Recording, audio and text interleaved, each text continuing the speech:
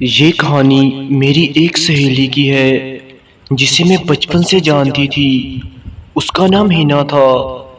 وہ ہمیشہ سے ہر کام میں دوسروں سے آگے رہا کرتی تھی۔ اس نے ڈرنا تو سیکھا ہی نہیں تھا۔ ان چیزوں سے بھی وہ ذرا نہ گھبراتی جن سے عام طور پر لڑکیاں دور بھاگتی ہیں۔ چھپکلی اور کاکروچ کی تو وہ دشمن تھی۔ جہاں کہیں یہ دونوں حشرات نظر آ جاتے، ہینا فوراً ان کو تلف کرنے کھڑی ہو جاتی اور جب تک اپنے مشن میں کامیاب نہ ہو جاتی واپس نہ لوٹتی۔ اس کی دلیری سے ہمارے کالج کی استاذہ بھی واقف تھیں اور اسے ہمیشہ بہادر لڑکی کے نام سے پکارا کرتی تھیں۔ انہی دنوں ہمارے کالج نے نتھیا گلی جانے کا ایک سیاحتی پروگرام بنایا۔ ہم سب کو نتھیا گلی جانے کا شوق تھا، مگر گھر والوں سے اجازت لینے کا مسئلہ درپیش تھا۔ اس معاملے میں بھی ہینا نے سب کی مدد کی اور خاص طور پر ہمارے گروپ کی ساری لڑکیوں کے گھروں میں جا کر گھر والوں کو قائل کیا کہ وہ جانے کی اجازت دے دیں۔ بہرحال ہم صبح 6 بجے کوسٹر میں لاہور سے روانہ ہوئے اور راستے میں کئی مقام پر قیام کرتے شام کے وقت مری کی حدود میں پہنچ گئے۔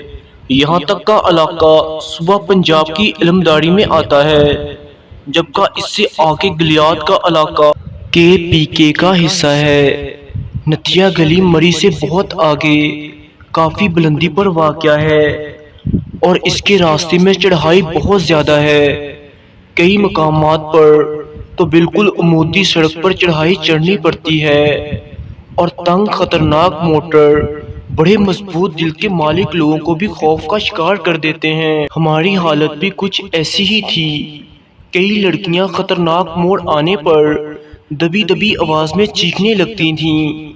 دراصل بس ڈرائیور موڑ کاٹنے کے بعد چڑھائی کی وجہ سے بس کی رفتار کو مزید تیز کر دیتا تھا، جس سے ہمارے خوف میں مزید اضافہ ہو جاتا۔ تقریباً تمام لڑکیاں ہی زیر لب کچھ نہ کچھ پڑھ رہی تھیں، اللہ کو یاد کر رہی تھیں۔ ایسے میں ایک ہینا ہی تھی جو مسلسل ہنسی مذاق میں مصروف تھی، بلکہ وہ ان لڑکیوں کا مذاق اڑا رہی تھی جو ڈر رہی تھیں۔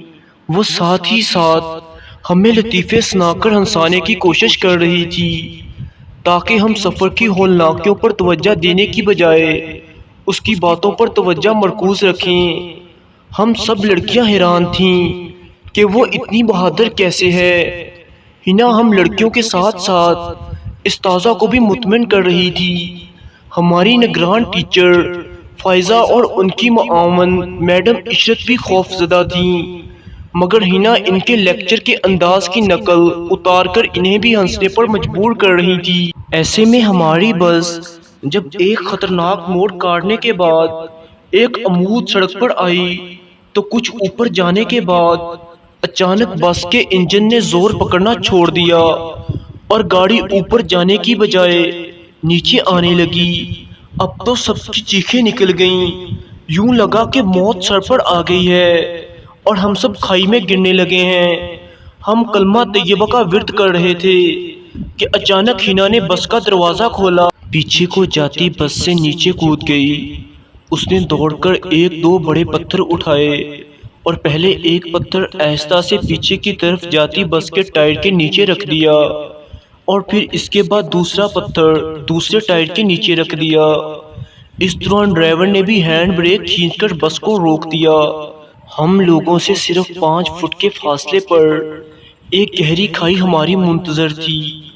تمام لڑکیاں اس قدر خوف زدہ تھیں کہ باقاعدہ ہچکیاں لے کر رو رہی تھیں، مگر ہینا کے چہرے پر اس وقت بھی مسکراہٹ کھل رہی تھی۔